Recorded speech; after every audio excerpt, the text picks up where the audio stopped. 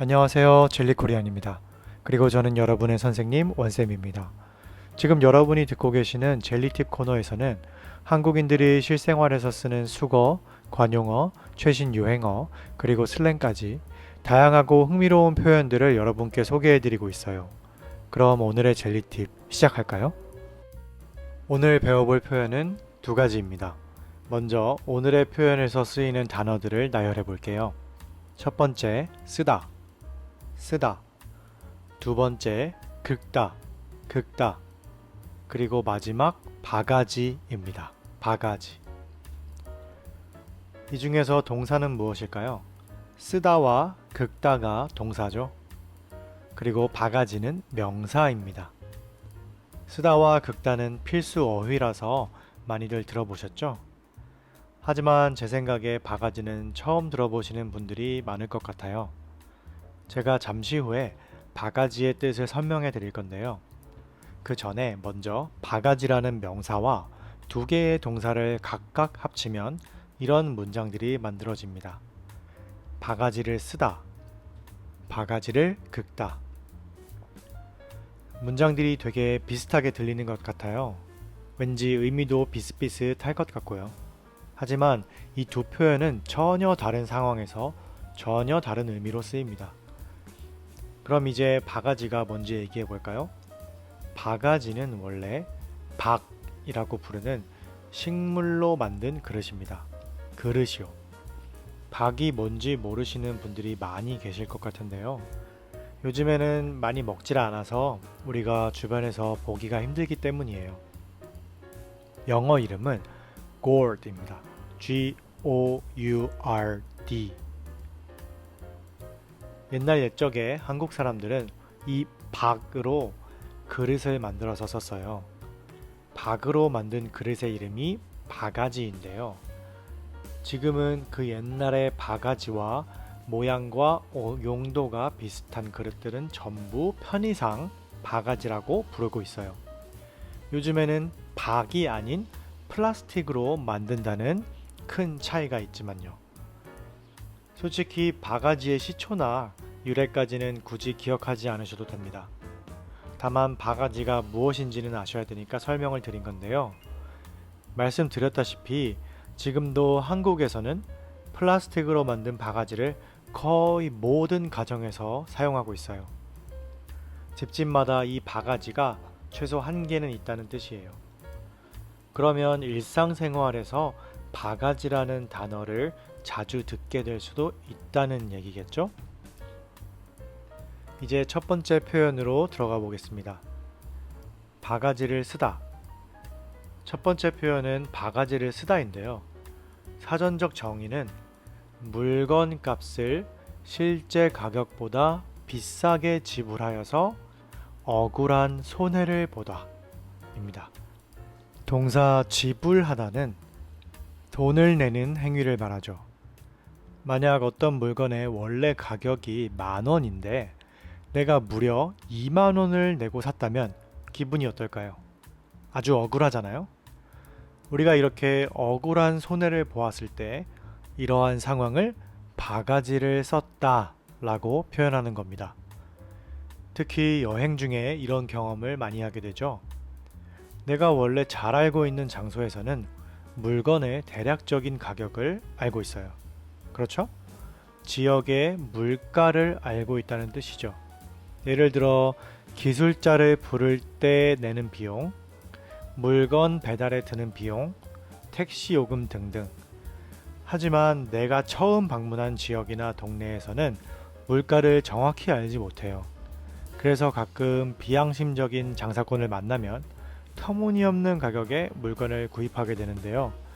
이런 것을 두고 바가지를 쓰다, 바가지를 썼다 라고 말하는 거예요. 자, 그럼 이쯤에서 바가지를 쓰다의 대화문을 한번 들어볼까요? 민지야, 핸드폰 케이스 귀엽다. 새로 산 거야? 응, 앞으로는 꼭 핸드폰 케이스 사용할 거야. 그동안 케이스 없이 그냥 들고 다녔는데 그러다가 며칠 전에 길에서 떨어뜨려서 액정이 깨졌었거든. 액정이 깨졌었어? 저런. 그래서 어떻게 했어? 강남역에 있는 수리업체에 가서 10만 원 내고 고쳤어. 10만 원이나 냈다고? 민지 너 바가지 쓴 것 같아. 왜? 아니, 내 여자친구도 너랑 똑같은 핸드폰을 쓰고 있는데 너처럼 액정이 깨져서 얼마 전에 이태원에서 5만 원에 수리받았거든. 진짜? 나 정말 바가지 썼네. 아, 짜증나.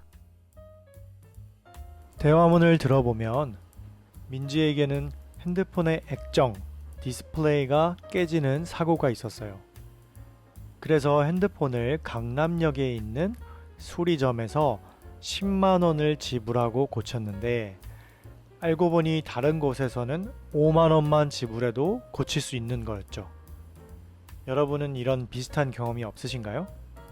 해산물 시장에 가서 맛있어 보이는 랍스터 한 마리를 샀는데 시장을 조금 더 걸어가다 보니까 더 크고 싱싱한 랍스터를 더 싼 가격에 파는 가게가 있는 거예요. 더 저렴한 가격에 파는 가게가. 그럴 때 저라면 이렇게 말할 것 같아요. 조금만 더 둘러보고 샀다면 바가지 쓰지 않았을 텐데. 혹은 나에게 바가지를 씌운 나쁜 사장을 욕할 수도 있겠죠. 손님에게 바가지를 씌워서 물건을 판매하는 가게들은 전부 망했으면 좋겠다 라고 하면서 말이에요. 이렇게 바가지를 썼을 때는 좀 더 알아보지 않고 덜컥 사버렸다고 스스로 후회를 하거나 아니면 가게 주인을 원망하면서 실컷 욕을 해서 화를 풀 수도 있을 거예요. 하지만 오늘 배울 두 번째 표현인 바가지를 긁다는 어떨까요? 어쩌면 우리는 우리에게 바가지를 긁는 사람에게 입도 뻥끗 못할지도 몰라요. 뭐냐고요? 바가지를 긁다라는 표현의 의미는 잔소리를 하다는 뜻이거든요. 잔소리의 사전적 의미는 듣기 싫게 필요 이상으로 참견하거나 꾸중하는 것 또는 그런 말 자체를 뜻합니다. 영어로는 nag, nag, nagging이 잔소리와 비슷한 뜻일 거예요. 누군가 옆에서 계속해서 나의 일에 참견하면서 이래라 저래라 하는 거 있잖아요. 이렇게 해라 저렇게 해라. 물론 잔소리는 사랑이다, 잔소리는 애정이다 라는 말도 있어요. 우리가 엄마의 잔소리를 떠올려 보면 그렇기도 하죠. 그래서 잔소리가 애정의 증표라는 말에는 저도 어느 정도 동의를 해요. 관심이 있고 애정이 있는 사람한테만 이런저런 잔소리를 하지 우리가 생판 모르는 사람에게 또는 처음 보는 사람에게 잔소리를 하지는 않잖아요. 그래도 정도를 잘 조절해야겠죠. 아무리 좋은 의도로 잔소리를 하더라도 너무 심하게 하면 듣는 사람과 싸움이 일어날 수 있으니까요. 아, 잔소리 좀 그만해 이라면서 말이죠. 아무튼 그래서 잔소리를 하다와 바가지를 긁다는 같은 뜻입니다. 같은 의미입니다. 바가지를 긁다는 잔소리를 하다의 비유적인 표현인 거죠. 그렇다면 실제 생활에서 바가지를 긁다를 어떤 식으로 사용하는지 대화문을 한번 들어볼게요. 아니, 김 사장님, 이 늦은 밤에 혼자 편의점에서 뭐 하세요? 아이쿠야, 누군가 했더니 박 사장님이시네. 저야 보시다시피 맥주 한 캔 하고 있죠. 되게 안 들어가세요? 집에 있다가 마누라가 너무 바가지를 긁어서 듣기 싫어서 도망 나왔어요. 하하, 김 사장님이나 저나 신세가 똑같네요. 저도 집사람이 하도 잔소리를 해대서 바람 쐰다 하고 나왔습니다. 그러신가요? 마침 잘 됐네요. 같이 한잔 하시죠. 자, 여러분, 느낌이 오시나요?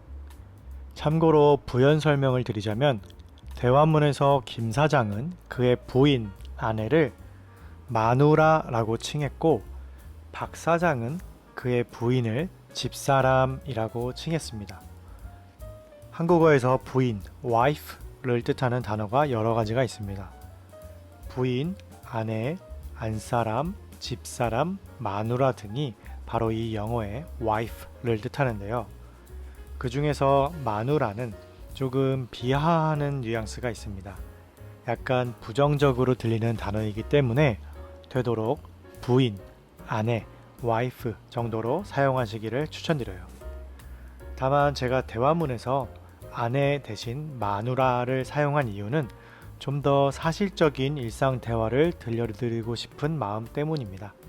실제 일상에서 연세가 좀 있으신 어른들은 아직도 아내나 와이프 대신 마누라라는 호칭을 많이 사용하시니까요.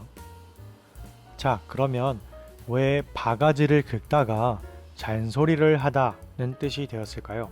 아까 제가 바가지가 무엇인지 설명드렸었죠? 이 바가지를 뒤집어 엎어놓고 둥근 부분을 딱딱한 물건으로 긁으면 빠드득 빠드득 하는 아주 듣기 싫은 소리가 나요. 막 그런 소리 있잖아요. 손으로 귀를 틀어막고 도망가고 싶은 소름 끼치는 소리. 우리가 잔소리를 들을 때 드는 기분이 마치 바가지를 긁으면 나는 소리를 듣는 것처럼 듣기 싫고 짜증나고 도망치고 싶다고 해서 이런 표현이 생기게 된 거랍니다.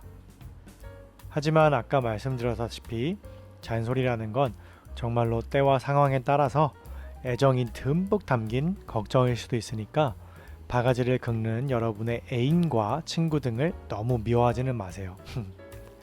오늘의 에피소드는 여기까지입니다. 그럼 다음 시간에 또 만나요, 여러분. 안녕.